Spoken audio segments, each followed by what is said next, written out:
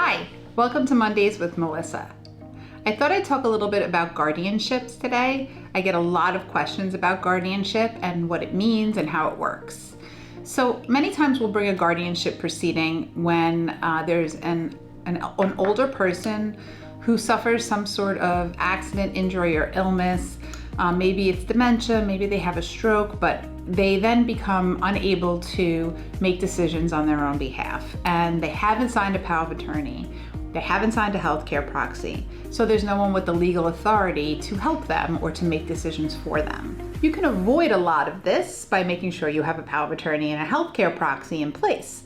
Because if there is a crisis and something happens medically that causes you to become incapacitated, if you have a power of attorney and you have a healthcare proxy, you're a step ahead of the game.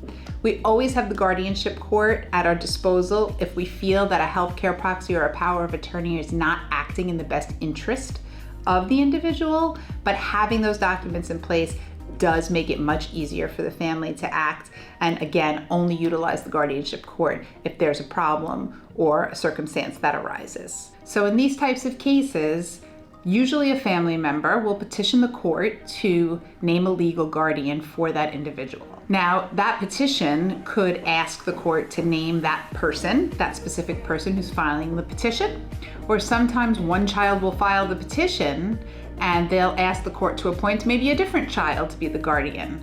And again, this is all family, decisions, family makeup, who's doing what already, and kind of finding the right fit and the right person to act as guardian. Once we file that petition with the court needs to really understand what's going on with the family. So the court will appoint someone called a court evaluator, and that person is the eyes and ears of the court. It's usually an attorney. Sometimes it's a care manager or a social worker, and that person will speak to all the parties involved. So they'll speak to the individual who's alleged to be incapacitated.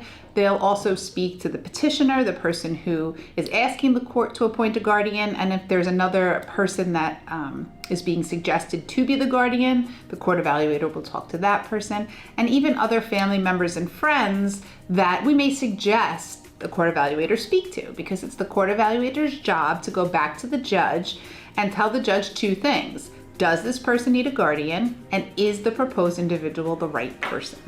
So everybody has their conversations with the court evaluator. The court evaluator then prepares a report that the court evaluator gives to the judge, and the judge can decide who gets to see the court evaluator's report and when in the process they get to see the court evaluator report. Now, if everything is kind of easy with the family, everybody's on the same page, everybody gets along, this is really just a process that we go through. So at that point, with the court evaluator's report in hand, we go to court for a hearing. Sometimes these hearings take place in person. Often they take place online. Since COVID, a lot of them still take place online. So we go into court. The judge will hear from the petitioner. The judge will often ask questions of the alleged incapacitated person and make a determination as to whether or not this is all appropriate. And they do put a lot of weight on that court evaluator report.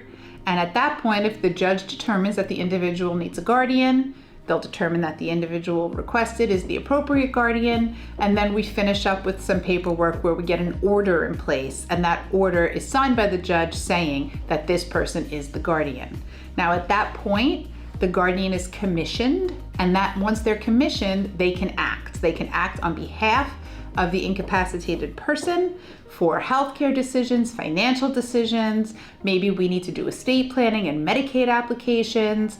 Maybe there's a decision to be made about where this person is going to live, and sometimes we have to go back to the judge for permission to move someone into a nursing home.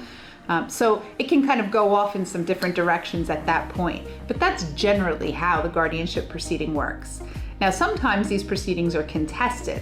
So many of the same things happen in the beginning, but once the petition is filed, another family member could file a cross petition, or the person who's alleged to be incapacitated can say they don't need a guardian and they can contest it themselves. And from that point, there may be an attorney appointed for the alleged incapacitated person, so they have their own counsel. And there's other attorneys involved if there's a cross petitioner. So sometimes these cases settle.